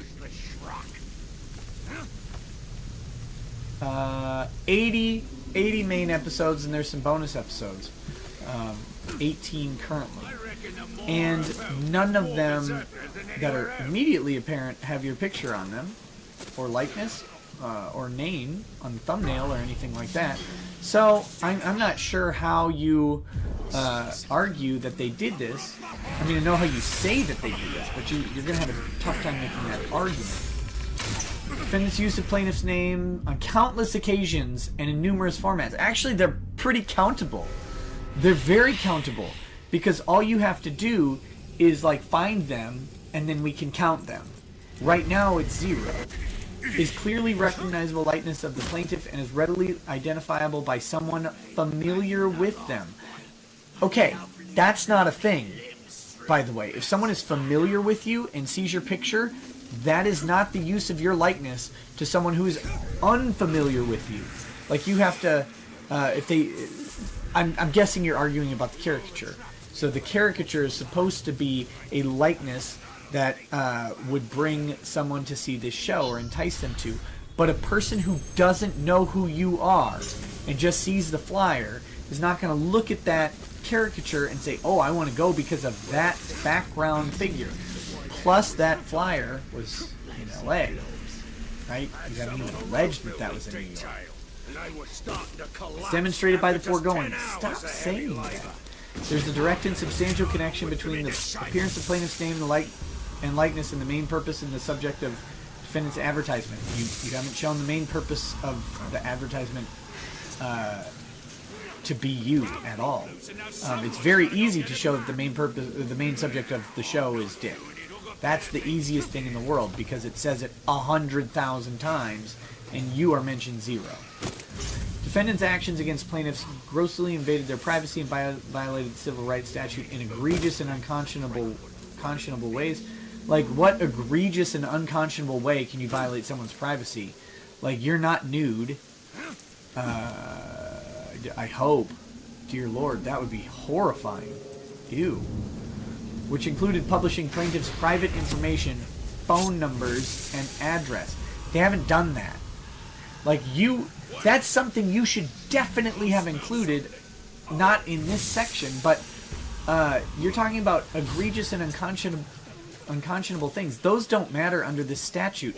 And if you were a lawyer, you would better organize your document to handle this. But right now, all you're trying to show are those 4 elements I mentioned. This section should be like 6 paragraphs long at best, because it should show the first element, how you violate it. Second element, how you violate it. Third element, how you violate it. Fourth element, we didn't give consent. Boom, done. That's how you put this in there, and then you have to force them to defend it. But instead you've got paragraph after paragraph of this screed. Now you're on Foundation Digital. That they encourage and allow defendant Herrera to use their service to store this stuff. That Foundation Digital is not advertising with you ever. Even if we say the other defendants are, which is the farthest leap I can go to, but even if we agree that the other defendants are advertising, Foundation Digital is not advertising with your picture anywhere. Foundation Digital is never mentioned. No one knew. I guess some people who went through and like tried to find out more about Dick might have been able to find the name of his company online, but no one who just listens to the content produced by Dick would know who Foundation Digital is. Even after this, he refuses to say the name of his company on his show, even though it's in a public document that's been discussed on my video, YouTuber Law, and other public things. He refuses to say the name of the company on air. Why is that? Probably because they're not involved. And they're certainly not advertising their SEO marketing with your stupid face on their thing. That's not a thing that's occurring. Their employees have assisted with Herrera's podcast, and some of its executives have even appeared on the show. What dates? What dates? Because that's in heavy dispute. I'm pretty sure none of the executives have appeared on the show, as far as I know. Whatever. Promoted it on their social media, such as Defenders, Baker, and Bozer. Linking to a podcast is not an advertisement, by the way. Because when you're advertising, you're doing it for your own business. Linking to someone else's business is networking. That's not an advertisement or for purposes of trade, unless you show like a contract for them to do so. Defendant Foundation Digital has therefore has used plaintiff's name. Nope, that doesn't work that way. There's no shared liability here. You have to show the liability of the individual named. They don't get this like attachment liability unless they're creating the ads, maybe. And even then, the contract used to create the ads would probably have an indemnification clause in it, which would render them immune to the lawsuit because they're just creating ads at the direction of someone else. That's not even what happened here. Like, there's no evidence that Foundation Digital has advertised for themselves or on behalf of Dick in any sort of way. On its own, Foundation Digital's storage of all the appalling and reprehensible content indicated above is a gross invasion of plaintiff's privacy. Absolutely not. Absolutely not. The statute does not... First of all, you're in New York, buddy. New York doesn't have a common law invasion of privacy. And under common law, you may be close to right. You're not. But you might be at least scratching at the door to the gate that's a mile away from the main house. Like, you might be there under common law, stating that they're violating your privacy by having your private information stored on their servers. That's the biggest stretch I can possibly think of. But that's not New York. New York has a specific statute, and they do not recognize any common law about a right to privacy. It's only under the statute. So you can't do this. You can't do an attachment, and you can't say that because they store stuff on their server that they're violating your rights. It doesn't work that way. Plaintiff's entire lives have been disrupted. That's not in this section. Plaintiff Jane Doe has been diagnosed with depression, anxiety, PTSD. I mean, she lives with you, I think, in a constant state of fear and anxiety. I would be afraid of you too. Weird. Plaintiff has lost fans. Like, losing fans isn't an element of an advertisement that's used improperly. Defendant's conduct was appalling, wanton, and unconscionable. This is a statute. There's not like an appalling, wanton, and unconscionable element to this statute, right? Is there? Let me skim through 51 real quick. So we can show the world we ain't mother. Dark Lord is inside every ooh. Nope. You insult him. You insult all of us. Nope. Unconscionable. Nope. Reckless. Nope. There's nothing. You're creating things that aren't in the legal standard. Deliberate disregard of rights, safety, welfare, and therefore this is you not understanding the law. Defendants collectively. Nope. That's not a thing. And each of them individually, that would be a thing. By engaging in the aforementioned acts, what and or in authorizing and or ratifying such acts, no. Engaged in willful, malicious, intentional, oppressive, and despicable conduct. The adjective like Wheel of Fortune doesn't help you here. None of these things are elements of a violation of privacy. Disregard for the rights and safety and welfare. Rights, safety, and welfare? You're so wrong on what this statute is. It has nothing to do with your safety and welfare. It has everything to do with your ugly mug generating revenue for you or someone else. This is for models and actors and speakers who are desired and podcasters with audiences. If you don't have those things,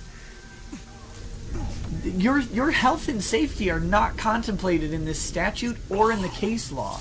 It's entirely your face's ability to generate money. That's all that matters. And until you show that they're generating money that you should be generating based on your face, you're not winning. So that's the end of the and yeah, my video cut out there, so I recorded for a little while before noticing. So on to the cases, right? And going through the cases is going to show how the New York State applies the law, and why this isn't an ad, okay? Why none of this stuff is an ad. Because even though we read the right of privacy, I mentioned there are limits to what is an advertisement. And the court has to define those. Here we go. This is Walter versus NBC Television Network. This is a woman whose picture was mailed in to Jay Leno. Okay, let me just, this is pretty short. Plaintiff commenced this action against her former employer, defendant Dorsal Automotive Group, and defendants NBC Universal and Jay Leno. After Jay Leno displayed her photographs as part of a comedic, quote, headline segment on The Tonight Show, plaintiff asserted causes of action for violations of Civil Rights Law 50 and 51, intentional infliction of emotional distress. There we go. We agree, so here, skipping ahead. We agree with the NBC defendants that the court erred in denying that part of their motion to dismiss the Civil Rights Law cause of action against them. We therefore modified the order accordingly. Now is our best chance. Excuse me. Sections 50 and 51 are, quote, to be narrowly construed and strictly limited to non-consensual commercial appropriations of the name, portrait, or picture of a living person. Ranger. Here, the use of the plaintiff's photograph by the NBC defendants was not strictly limited to a commercial appropriation, and thus the use of the photograph does not fall within the ambit of those sections of the Civil Rights Law. In addition, sections 50 and 51 of the Civil Rights Law do not apply to reports of newsworthy events, and the issue whether an item is newsworthy is a question of law to be determined by the court. Newsworthiness is to be broadly construed and liberally applied. A performance involving comedy and satire may fall within the ambit of the newsworthiness exception, even if the performance is not related to a legitimate news broadcast or event. We conclude that the comedic component of the newsworthiness exception applies here. We've examined the remaining contentions of the plaintiff in support of her Civil Rights Law cause of action against the NBC defendants and conclude they're lacking in merit. Okay, great. Comedy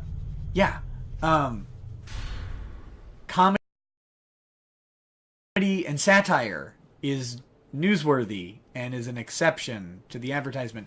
Like, the definition of advertisement under this statute is so flipping narrow that it has to be explicitly and exclusively an ad. Other than that, it doesn't count.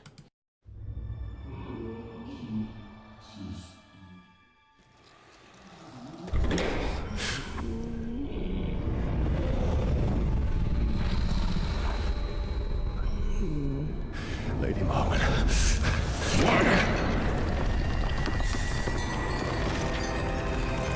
Why have you returned? You are not done yet.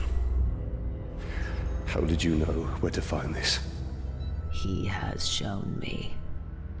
You haven't told me what you want in return. Only that you learn what you are truly capable of. Find an orc leader, make him a war chief, and all his soldiers will be yours. But where am I to lead this army of mine? Bring them to me, and I will show you.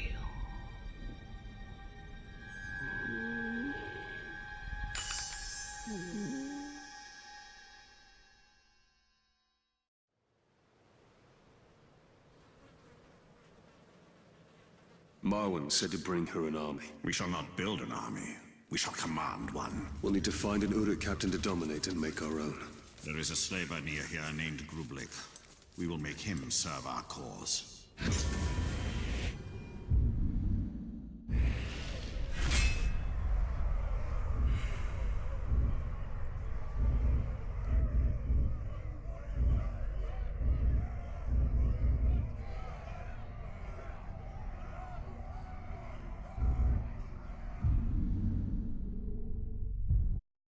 You can't just say it might be an ad.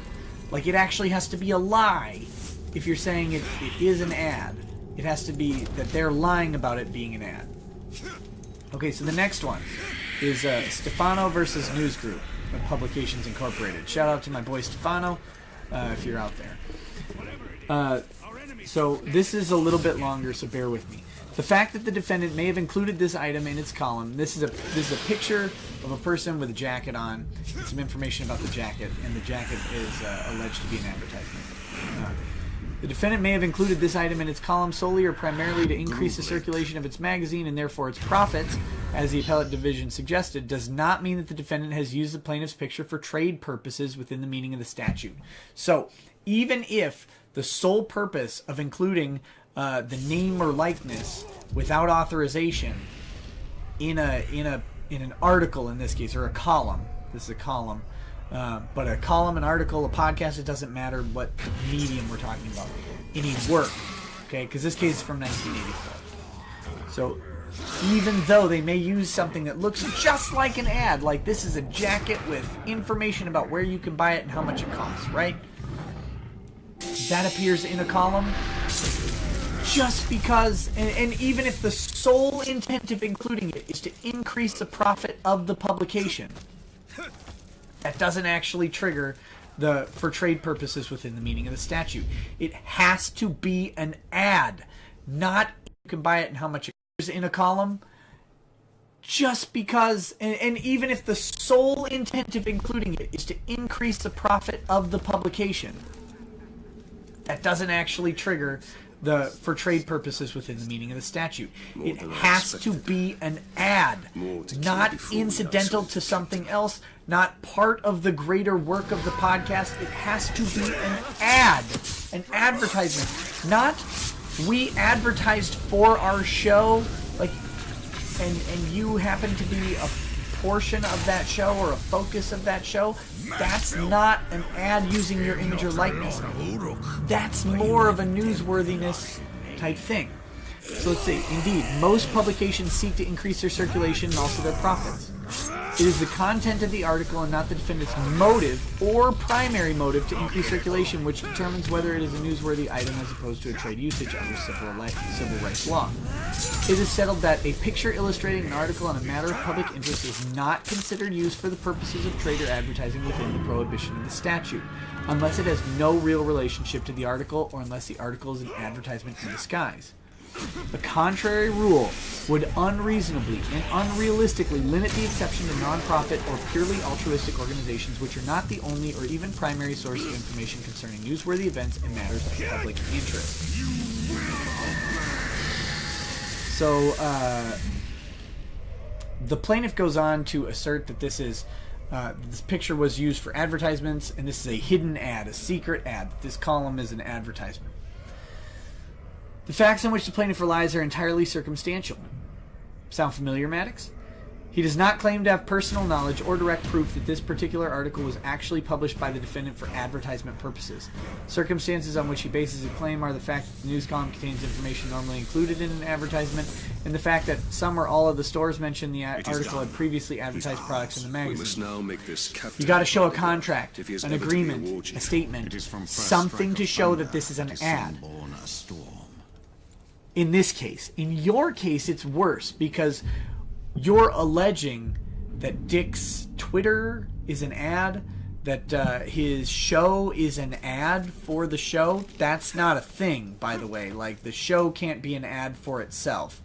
An ad in disguise, as they're talking about here, would be if Nike paid someone to write a story, a news article about people who just love the new Air Jordans. They still make Air Jordans? Air Kobe, like you jump over people and it rapes them or something? That's rude. I'm sorry, Kobe. I don't know. Like,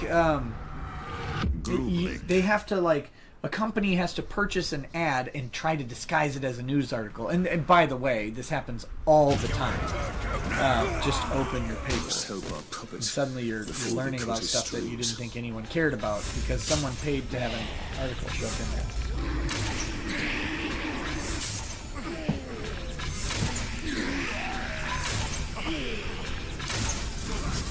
So the question is not whether this information might be part of an advertisement somewhere or could be construed as an advertisement. The question is whether the article or podcast is of legitimate interest to a consumer. Shadow who stays close and sees all. Podcast about you That is the elven is way. of interest to anyone who's ever heard of you. And people who haven't heard of you, because you're an e-celeb. So you get less protection.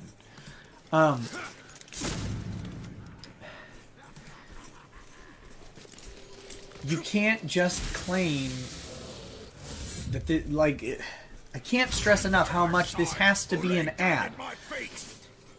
Applying these cases to what you've alleged, the only thing that even comes close to an ad is the Facebook ad that Dick mentions. You're not mentioned in it. You're not referenced in it. Your podcast isn't mentioned in it. Your trade names aren't mentioned in it. None of that happened. The fact that Dick might mention you on his show, or release tons of hot goss about you on his show, or say something mean about your girlfriend in a tweet, or whatever, those aren't ads. Those are content. And content, really hard to show it as not newsworthy content unless you have evidence that it's not. And evidence that it's not content is typically a contract. A promise from someone to the person doing the broadcast or column that, hey, you do this, I will pay you directly. Not, I'm trying to get fans. That's not the advertisement they're talking about. It can be, right? Like if Playboy, for example, grabbed, I don't know, Emma Watson's face and slapped it on the front of their magazine without her consent, hoping that a bunch of people would want to see Emma Watson naked and would buy the magazine, and then flip frantically through the pages while they've got their Harry Potter books open. I don't know. Whatever they do. That would be the unauthorized use for advertisement. Maybe it would. I guess more appropriately would be as if Playboy put out an ad with Emma Watson's face on it. Like an ad on Facebook, right? We'll use that example. So, Playboy wants to go ahead and target Maddox fans. And so they, I was gonna make a pedophilia joke just because I'm trying to be rude and provocative, but I'm not. It's mean. I don't want to kick you while you're down. So let's say Playboy takes out an ad for Maddox fans, puts Emma Watson's face on the ad and says, check out issue 98, Playboy, Playboy.com. Without her consent. That, if they could show that this happened in New York, that someone in New York got this advertisement, that would be under the statute, because that would be an ad, strictly an ad for commercial purposes, and strictly using a person's face strictly for the commercial purpose. Like, it's not just that it's an ad that's strictly for commercial purposes, but the use of the image has to be strictly for commercial purposes. But if they were writing an article about Emma Watson and maybe like her brave foray into feminism and her speaking engagements, like, and they put her face on the thing, like they might get backlash, right? But when people go and then they read an article about Emma Watson and pictures of her in public speaking on a podium, like that probably wouldn't be an ad, because it'd be a matter of public concern. People want to know about Emma Watson for some reason. I don't know. Anyway, we've gone through these documents. We've gone through them so many times. The sad thing is there are apostrophes that I have missed every single time I read it. Every time I look through this document, I learn about another apostrophe. And in this case, today especially, man, the commas are not good. But, you know, here's what you do, buddy. Here's how you write this. This is not legal advice. I can't advise you you should take the attorney that you hired to sign this thing and talk to him for a little bit, right? Like, that would be the... And he would have told you not to file this. I assume. I can only assume that any ethical attorney would have said, you know, you really shouldn't file this because this is a bunch of nonsense and you got nothing. But, whatever. You should talk to him. Because if you're drafting a cause of action, you need to lay out the elements, the statutory elements of the crime. So you put the statute in the cause of action. Then you lay out the elements and cite the case. Then you show how each element of the case is violated by the actions of the defendant. This is how you build a case. This is how you make an argument. You can't just say a bunch of nonsense and expect a judge to believe you, because you have 20 million vested reasons as to why a judge should be skeptical of your claims. You should say, you know what, okay, prove it. This was your chance to do it and you didn't even come close. You didn't show the elements. You didn't show any working knowledge of the law. You didn't. Another thing you can do in your cause of action statement or your analysis statement, however you want to, whatever you want to call it, you have a chance to head off contra arguments, and that's important because the contra argument of all this is he didn't show a single damn thing that's an advertisement. Not one thing. Nothing. That's the contra-argument. So then you have to go through and say, they're going to say these weren't ads, but they are ads for this reason and this reason and this reason. You have a hard, an uphill climb there because what you haven't shown ads. And you haven't shown any reason that these would be ads. So, I mean, that's a huge uphill battle for you. But, you know, you've failed really hard here. So I don't know. Anyway, I hope you guys kind of find these delves into the law, into the cause of action, what the courts have said about it, what they're going to look at, man. Because that's... If you're ever suing someone, you got to know what the courts have looked at in the past and what they're going to look at when your stupid case comes across a clerk's desk. And like it... Maddox, you've published books, man. The clerk is the junior intern editor to you who reads 50 manuscripts an hour, and they skim the first 2 pages, and they say, this is trash. If you don't catch them on the first page, it's trash, right? Clerks have to read through the whole thing, but they read this crap all the time. When you make a 53-page document, repeating the same language and showing no actual allegations or evidence, you're not winning the clerk. You gotta win the audience, man. The court... Inside baseball. Court. Law. The practice of law is knowing your audience. Who it is, what they're after, what they care about. And that changes as it goes. In this first filing, your audience is the clerk, because the judge isn't going to just, eventually a judge will probably read through this. What they're going to want the clerk to do is really read through it and summarize it. They're going to want to summarize main points, main arguments, main objectives. You want to win the clerk. You want to win the guy who's been reading 100 stupid cases like this. And you want to catch his attention with some, and this isn't salacious, right? Like, you don't want to be... You use lots of fruity language and flowery language that isn't helping you at all. You want to novelly, interestingly tie facts to law. I know that sounds weird, but we're nerds. Lawyers are nerds. Clerks are lawyers or lawyers in training. And they're nerds too. And they want to find out how your cool case looks like this other case when one's about a podcast and one's about a magazine. And if you don't do that, and you don't catch their attention, the point is missed. If you don't provide evidence for how these elements take place, and make it easy, man, because if the clerk has to go and say, God, what are the 4 elements of this cause of action? I don't know. I gotta go research this. I gotta find this. I have to find out how the court has ruled. You lose your audience immediately. As you get to court, right? Your audience shifts to a judge. and eventually to a jury. And all of these people are looking for different answers. Prior to court, your audience is the other attorney. You got to get the other attorney engaged. You have to convince this person who is paid to hate you to agree with you and your client.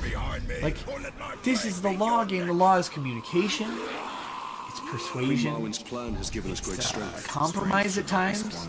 It is strategic retreats from various points or arguments. And importantly, it's prediction and analysis.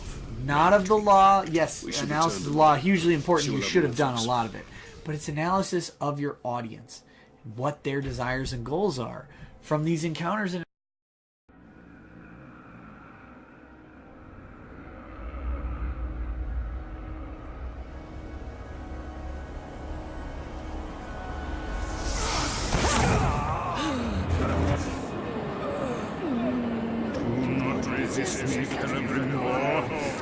together we can be invincible. The Dark Lords are still weak. Our army can destroy you. Mother!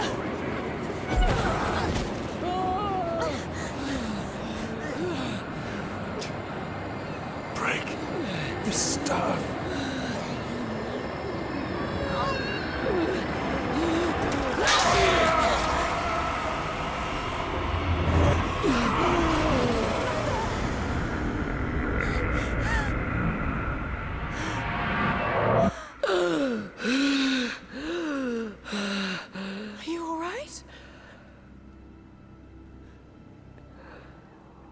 I am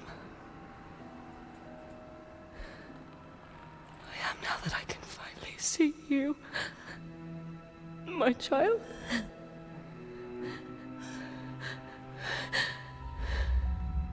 Your mother. He's been under the spell of a very powerful wizard.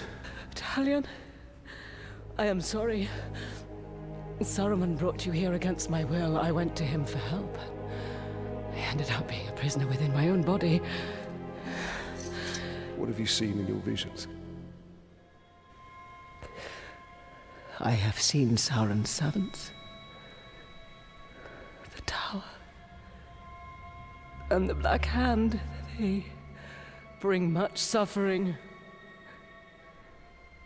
If you wish to know where they are across the Sea of Nurnen. Their forces.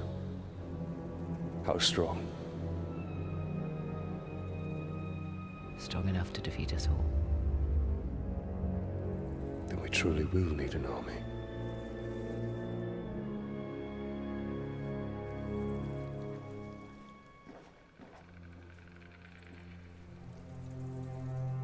Illness still plagues you. Rest, Mother. I will make preparations for our journey out of Mordor.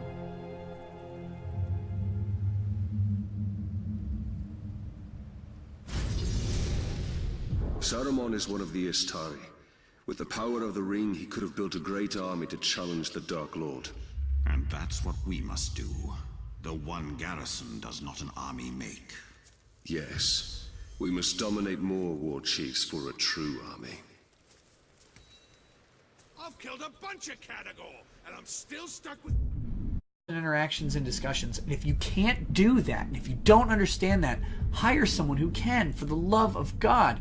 That's what we do. It's what we do. You yell into a microphone for a bunch of people, and you say whatever you want, and then the few people that agree to you come and listen, and that's great. You've done an okay job of that over the past 20 years. I think you've made some poor business decisions, but like overall your content is fine. You're appealing to certain people. You end up knowing your audience and knowing what they want, and that's great. But your audience, right, in theory, is the whole earth, and you're attracting a percentage of them.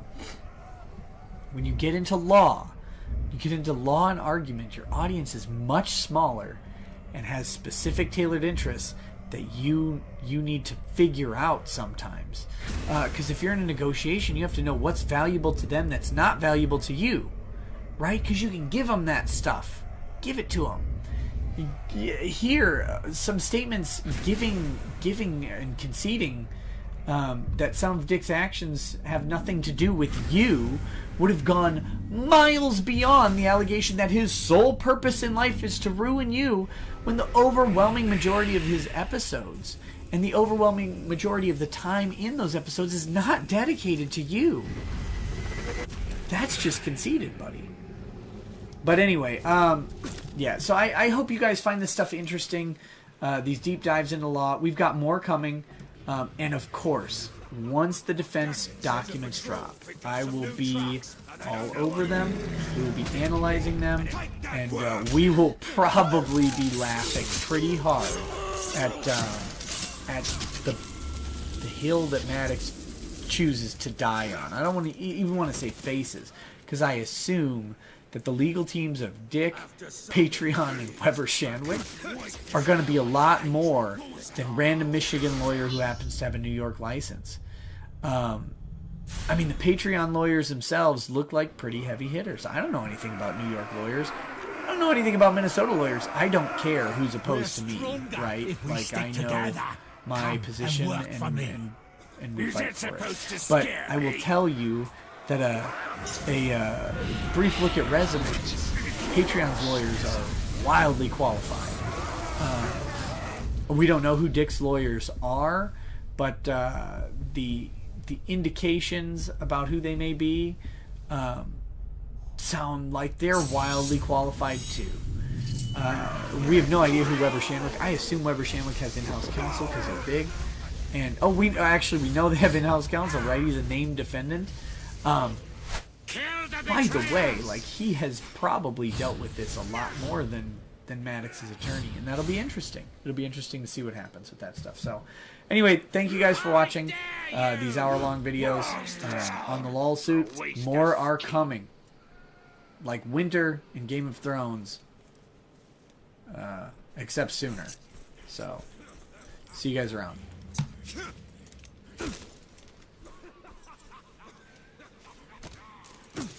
Join me. Only a fool would refuse. You think you're better than us? We've got a snake around here. You're dead.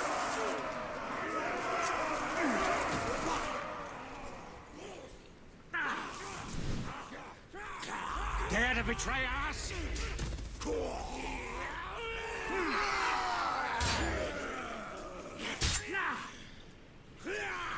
Die!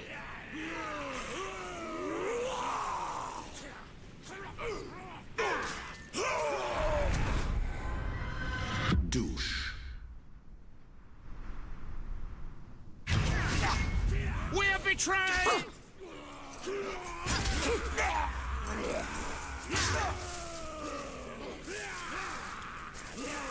Just try me!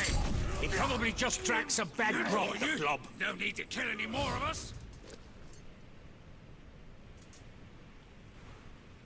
I didn't like that Uruk. Too dull-witted.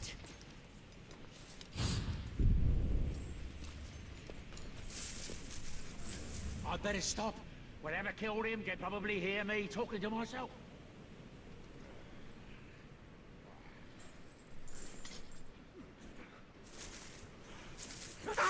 The Ranger! What? Come back here and die, Ark!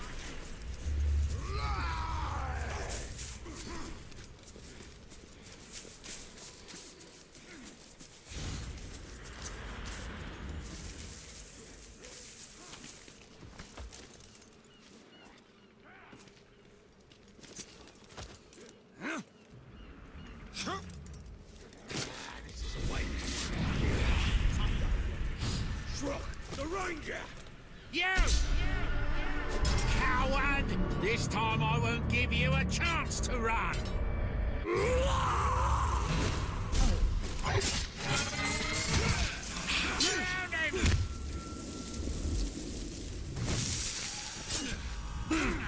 Not before! Not now! Me!